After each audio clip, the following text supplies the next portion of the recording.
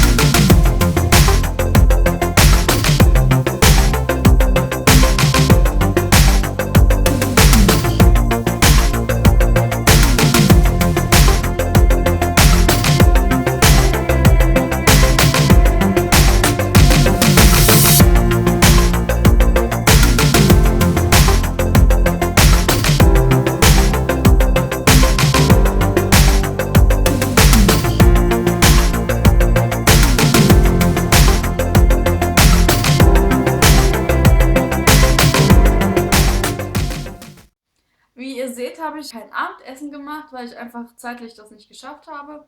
Aber wenn ihr möchtet, kann ich ja trotzdem das nach dem Video noch das Rezept für das Abendessen reinstellen. Wenn euch gefallen hat, dann lasst doch gerne einen Daumen hoch da oder vielleicht ein Abo, das würde mich sehr freuen.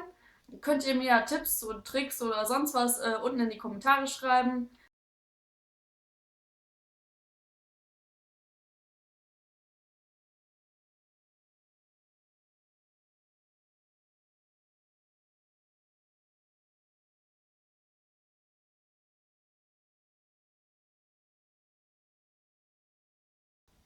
Tschö.